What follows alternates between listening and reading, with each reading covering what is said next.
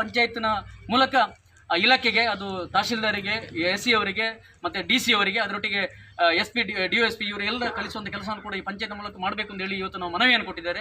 ನಾಳೆ ಅದಕ್ಕೆ ಬಗ್ಗೆ ತುರ್ತು ಸಭೆಯನ್ನು ಕೂಡ ಮಾಡ್ತೇವೆ ಅಂತ ಹೇಳಿ ಪಂಚಾಯತ್ ಅಧ್ಯಕ್ಷರು ಹೇಳಿದ್ದಾರೆ ಈ ಘಟನೆ ಬಗ್ಗೆ.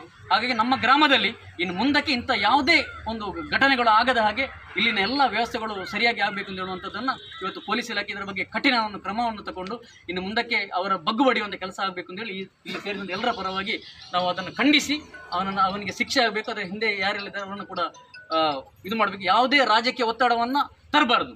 ಇಲ್ಲಿ ಎಲ್ಲರೂ ಕೂಡ ಹೇಳ್ತಿದ್ದಾರೆ ಎಂದು ರಾಜಕೀಯ ಒತ್ತಡ ಇದೆ, ಹಾಗಾಗಿ ಅವನು ಲೇಟ್ ಮಾಡ್ತಿದ್ದಾರೆ, ತಡ ಮಾಡ್ತಿದ್ದಾರೆ. ಇದರಲ್ಲಿ ಏನು ಶವದಲ್ಲಿ ರಾಜಕೀಯ ಮಾಡೋದು ಬೇಡ, ಬೇರೆ ಯಾವುದಾದ್ರು ರಾಜಕೀಯ ಮಾಡಲಿ, ಆದರೆ ಈ ಶವದಲ್ಲಿ ರಾಜಕೀಯ ಮಾಡದೆ ಅವನಿಗೆ ನ್ಯಾಯ ಸಿಗಿಸುವಂಥ ಕೆಲಸವನ್ನು ಆ ಮನೆಯವರಿಗೆ ಮಾಡಬೇಕೆಂದು ಈ ಸಂದರ್ಭದಲ್ಲಿ ಎಲ್ಲರ ಪರವಾಗಿ ನಾವು ಹಕ್ಕೊತ್ತಾಯನ್ನು ಮಾಡ್ತಿದ್ದೇವೆ. ಮುರಳೀಧರ್ ಯರ್ಮೈಲ್, ನಾನು ಗ್ರಾಮ ಪಂಚಾಯತ್ ಸದಸ್ಯ. ನಮ್ಮ